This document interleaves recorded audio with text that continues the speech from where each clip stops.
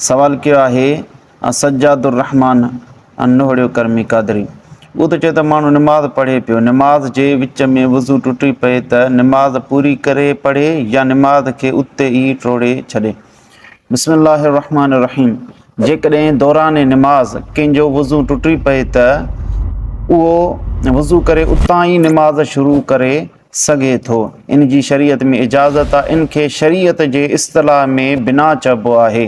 जीअं सुनन इब्न माजा में हदीस मुबारक वा उम्मुल मोमिनीन अम्मा आइशा सिद्दीक़ा रज़ियल्लाहु ताला अन्हा खां रिवायत आहे। उन चयो त रसूलुल्लाह सल्लल्लाहु अलैहि वसल्लम फरमायो, मन असाबहु कैउन औ रुआफुन औ कलसुन औ मज़युन, जंहिं शख़्स खे उल्टी अचे या नक्सीर अचे या मज़ी अचे यानी वज़ू उनजो टुटी पए, फल यनसरिफ़, उनखे घुरिजे त निमाज़ में फिरे, वलियत वद, पोइ उनखे घुरिजे त उहो वज़ू करे, सुम्म लियबने अला सलाती, पोइ वज़ू करे उतां ई निमाज़ खे शुरू करे, वहुव फी ज़ालिक ला यतकल्लम, ऐं इन हाल में उहो कलाम बि न करे। हिन हदीस मुबारक में मालूम थियो त जंहिं शख़्स खे निमाज़ जे दौरान कंहिं बि सबब जे करे वज़ू टुटी पए त उहो उतां वज़ू करे ऐं बिना करे सघे थो, यानी उतां ई उन रुकन खां निमाज़ खे शुरू करे सघे थो।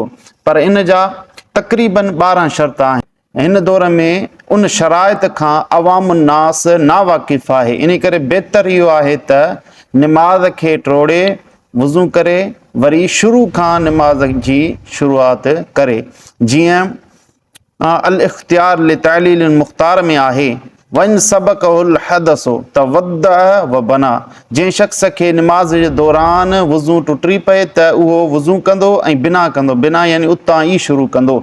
वल इस्तिनाफ़ अफ़ज़ल, पर बहितर अफ़ज़ल इहो आहे त निमाज़ खे शुरू खां शुरू करे, यानी निमाज़ वज़ू करे ऐं इब्तिदा खां शुरू करे। वल्लाहु आलम बिस्सवाब।